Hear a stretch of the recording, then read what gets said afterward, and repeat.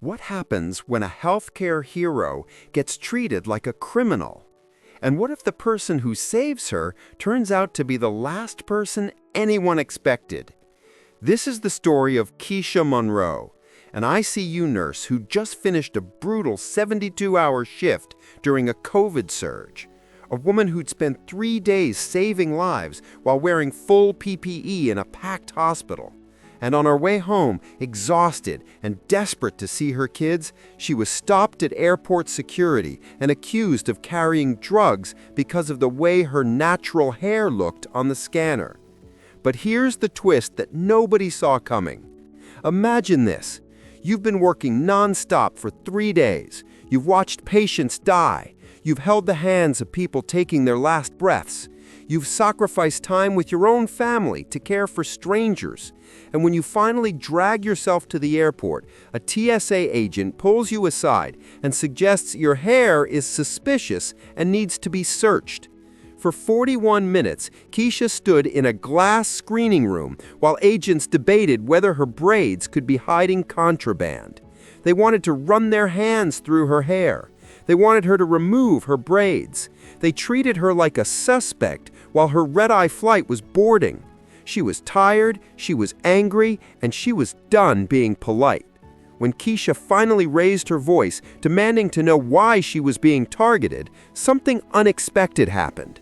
A white woman in a business suit, someone who'd been watching the whole thing from the security line, stepped forward, not just to defend Keisha, but to dismantle the entire situation with a level of authority that shocked everyone. Because that woman wasn't just another passenger. She was someone whose voice carried weight.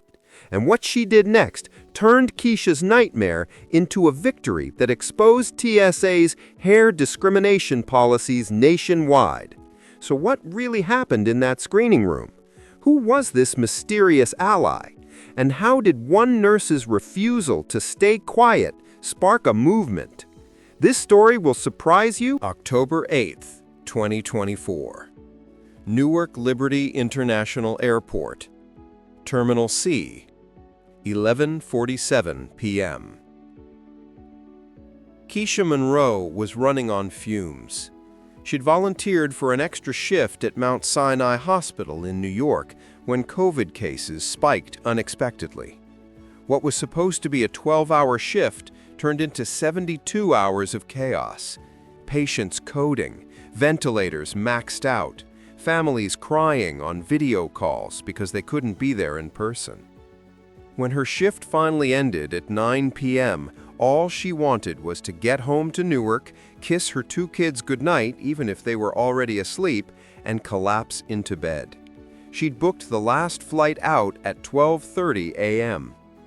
She arrived at the airport at 11:20 p.m., her scrubs stuffed in her work bag, her hair in box braids she'd gotten done 2 weeks earlier because it was the only protective style that worked under surgical caps and face shields. Security was relatively empty at this hour. She placed her bag on the belt, removed her shoes, and walked through the metal detector. No beep. Clean pass. But as she waited for her bag on the other side, a TSA agent named Jennifer Walsh was staring intently at the X-ray monitor. "Bag check," Jennifer called out. Keisha's bag was pulled aside. Jennifer opened it and started removing items: scrubs, a stethoscope, an empty reusable water bottle, hand sanitizer, protein bars she'd barely had time to eat. Then Jennifer looked up at Keisha, her eyes settling on her braids. "Ma'am, I need you to step over here for additional screening." Keisha was confused. "Why? Did something show up in my bag?" "It's your hair. It's flagged on the body scanner." Keisha felt her exhaustion turn to disbelief. "My hair?" "The scanner detected an anomaly. We need to do a manual inspection." "An anomaly? It's braids. Synthetic hair braided into my natural hair. This is how black women have been wearing their hair for centuries." Jennifer wasn't budging. "Ma'am, please step into the private screening room." Keisha looked around. Other passengers were flowing through security without issue. A white woman with a thick bun walked through the body scanner. No secondary screening. A man with dreadlocks tied back. No issues. But her braids were an anomaly. She followed Jennifer into a glass-walled room where another TSA agent, Marcus Thompson, was waiting. Marcus was also black, which somehow made the situation even more painful. "Ma'am, we need to manually inspect your hair," Jennifer said.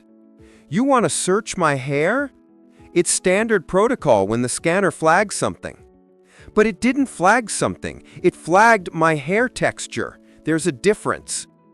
Jennifer pulled out a pair of gloves. "I can either do a manual pat-down of your hair here, or we can do a more thorough search in a private area." Keisha felt something break inside her. She'd been a hero for 72 hours. She'd saved lives. She'd put herself at risk during a pandemic, and now she was being treated like a criminal because her hair didn't conform to what these scanners considered normal? "This is discrimination," Keisha said, her voice rising.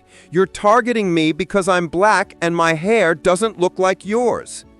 "Ma'am, please calm down." "I am calm, but I'm not going to pretend this is okay. I'm a nurse. I just worked a 72-hour shift saving lives, and you want to search my hair because your machine can't process black hair patterns?"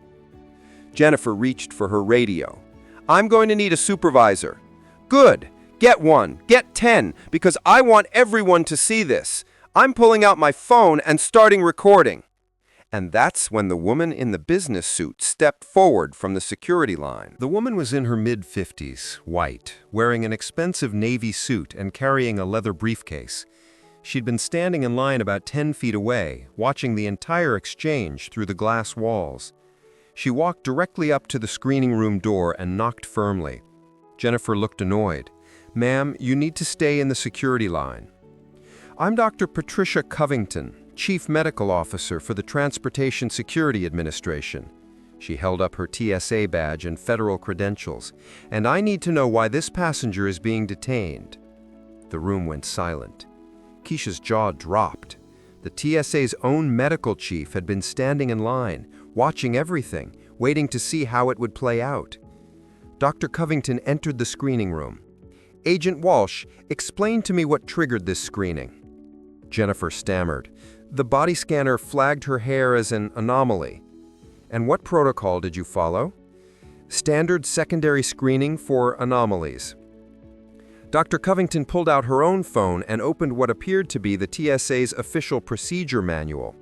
"According to updated protocols issued 3 months ago, natural black hairstyles, including braids, locks, and twists, are not to be flagged as anomalies unless there is additional suspicious behavior or credible threat information.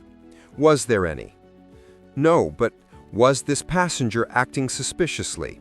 "No." "Did she trigger the metal detector?" "No."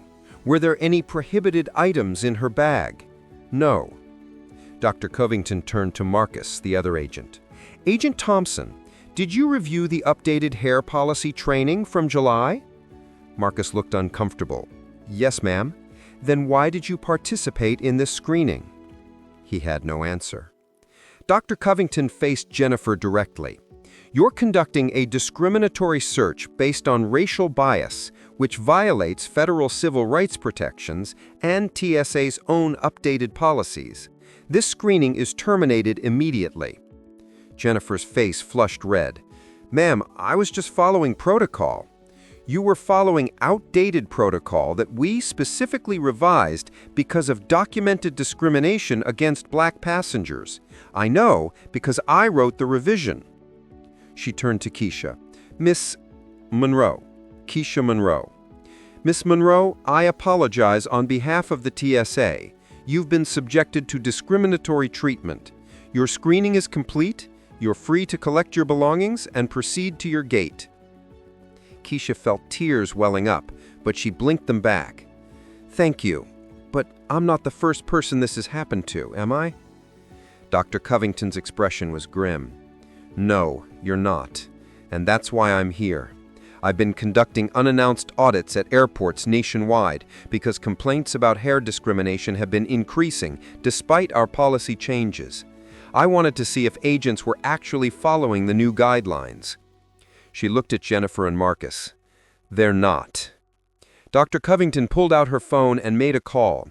Within minutes, a TSA supervisor and airport security arrived. Dr. Covington requested all security footage from the past 4 hours at that checkpoint. What the footage revealed was damning. In just 4 hours, 7 black passengers with natural hairstyles were pulled for additional screening. None of the screenings found anything. All were based solely on hair.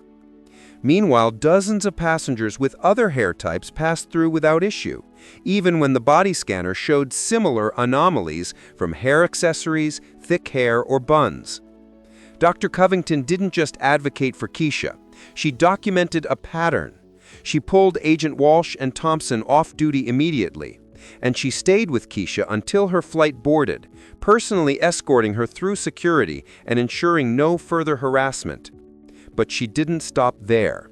She gave Keisha her direct contact information and asked permission to use. Here's what happened after that night, and why it matters so much. Dr. Covington launched a nationwide enforcement sweep.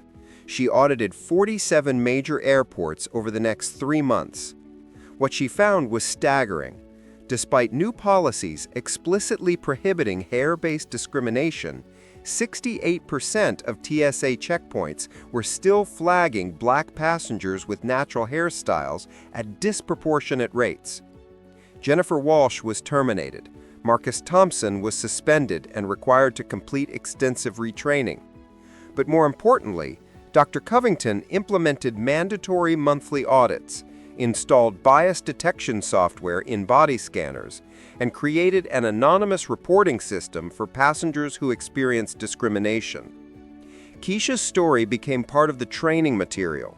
Her video, combined with Dr. Covington's testimony, was shown to every TSA agent in America as an example of what discrimination looks like and why it must stop. But here's what Keisha told me when I reached out to her. "I was exhausted, angry, and ready to give up. If Dr. Covington hadn't been there, I would have just submitted to the search and filed a complaint that probably would have gone nowhere. Having an ally with power made all the difference." That's the lesson. Allyship isn't just about agreeing that something is wrong. It's about using your power and position to intervene in real time. Dr. Covington could have stayed silent, could have dealt with it later, could have avoided confrontation. Instead, she stepped up when it mattered most. If this story inspired you, subscribe and hit that notification bell. I cover these stories every week because change happens when we speak up and when allies show up. Comment below. Have you experienced or witnessed hair discrimination? Share your story. And share this video, because Keisha fought back when she had nothing left to give, and Dr. Covington proved